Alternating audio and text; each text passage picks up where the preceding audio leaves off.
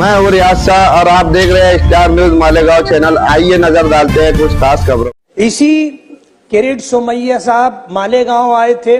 करोड़ रुपया विधानसभा इलेक्शन से पहले मालेगांव लोगों के अकाउंट में आया था। उसकी इंक्वायरी होना चाहिए थी, जिस तरह होनी थी नहीं हुई।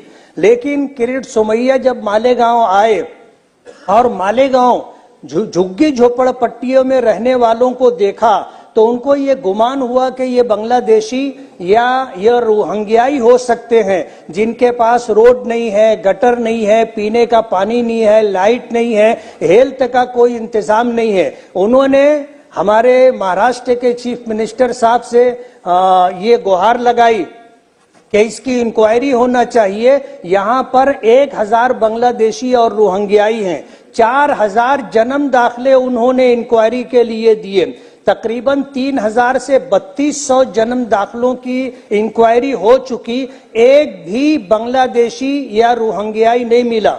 लेकिन जन्म दाखिले को लेकर के जो कार्रवाई हो रही थी, इंक्वायरी हो रही थी, उसमें डेट ऑफ बर्थ में कोई फर्क हो गया, नाम में स्पेलिंग का कोई फर्क हो गया, या एड्रेस चेंज कराने की कोई कोशिश हुई। इसको ले करके उनके ऊपर जो कलम लगाई गई है वो 318(4), 336, 340(2), 338 और 120 भी जैसी कलम लगाई गई है और FIR रजिस्टर करके उनको जेलों में डाल दिया गया।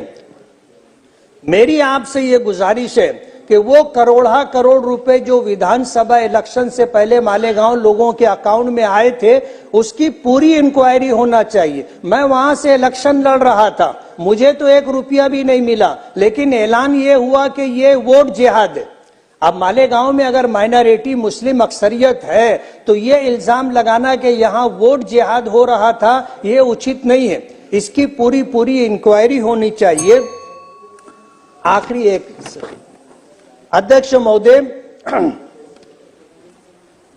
मालेगांव में टेक्सटाइल पार्क होना चाहिए। मालेगांव में एक इंजीनियरिंग कॉलेज और एक माइनॉरिटी मेडिकल कॉलेज होना चाहिए। मेरी दादा से गुजारिश है कि इस तरफ थोड़ी सी तवज्जो देंगे तो मालेगांव जो बहुत सारी सहूलतों से महरूम है, वो सारी सहूलतें अगर मिल जाएंगी तो मालेगांव का विकास होगा। मालेगांव एक टेक्सटाइल सिटी है और लोगों को रोजगार का एक जरिया है। मेरी आपके माध्यम से मिनिस्टर अजीत दादा पवार साहब से गुजारिश है कि मेरी ये कुछ गुजारिशात थी, इस पर तवज्जो दें और मेरा मालेगांव का ये मसला हल हो। किसी ने कहा है कि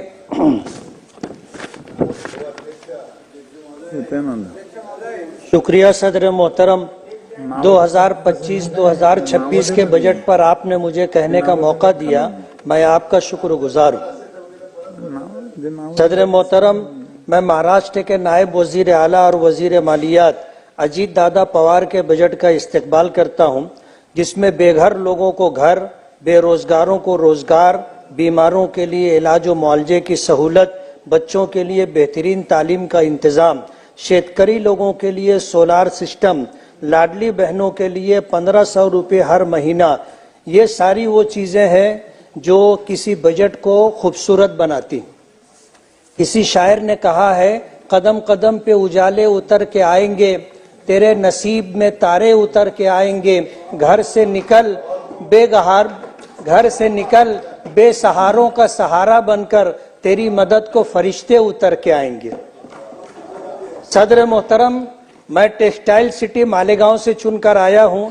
देश भर में 40 लाख से जायद पावरलूम चलते हैं, जिनमें से सादा पावरलूम की तादाद 36 लाख है, जिसमें 18 लाख सादा पावरलूम महाराष्ट्र में चलते।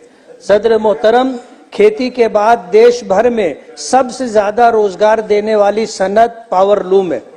मेरी अजीत दादा पवार साहब से गुजारिश है कि पावरलूम सनत के लिए बिजली जरूरी है और महाराष्ट्र में बिजली का रेट दूसरी रियासतों के मुकाबले में ज्यादा है।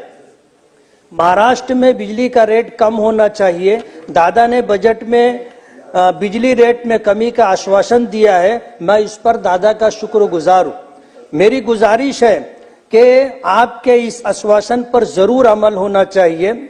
पिछले टर्म में टेक्सटाइल मिनिस्टर चंद्रकांत दादा पाटिल साहब ने 75 पैसे और 1 रुपया मजीद सब्सिडी का फैसला किया था। मेरी गुजारिश है कि ये सब्सिडी जारी रहना चाहिए। सदर मोहतरम, बिजली में रेट कम होने के साथ साथ मालेगांव शहर में टेक्सटाइल पार्क बनना चाहिए। मालेगांव में सादा पावर लूम की तादाद लगभग 4 लाख है। एक पावर लूम के जरिए 2.5 लोगों को रोजगार मिलता है।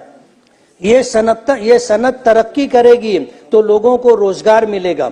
सदर मोहतरम, मालेगांव में पावर लूम की एक बड़ी तादाद होने के बावजूद मालेगांव में जिनिंग फैक्ट्री और स्पिनिंग मिल नहीं है।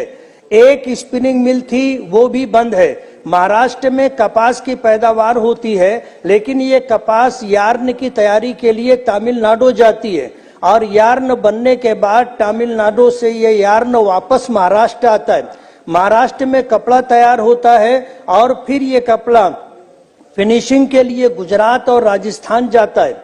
फिर ये कपड़ा वापस महाराष्ट्र में आता है। इस तरह ये कपड़ा जिसकी लागत 50 रुपया होनी चाहिए थी, तमिलनाडु और गुजरात राजस्थान जाने की वजह से ये कपड़ा 150 से 200 रुपये में मिलता है। मेरी सरकार से गुजारिश है कि महाराष्ट्र में जिनिंग और स्पिनिंग मिल बनना चाहिए ताकि ट्रांसपोर्टिंग और फिनिशिंग पर जो अखराजात बढ़ते हैं वो कम हो और इससे जो नफा होता है वो महाराष्ट्र और महाराष्ट्र के लोगों को मिले। अध्यक्ष महोदय, मालेगांव में 67% लोग झोपड़पट्टियों में रहते हैं, जिनको मूलभूत सुविधा भी हासिल नहीं है। मेरी दादा से गुजारिश है कि मालेगांव को एक अच्छा बजट दिया जाए ताकि लोगों की तकलीफ खत्म हो। इस वीडियो को लाइक करें, हमारे चैनल को सब्सक्राइब कर बेल आइकन जरूर प्रेस करें।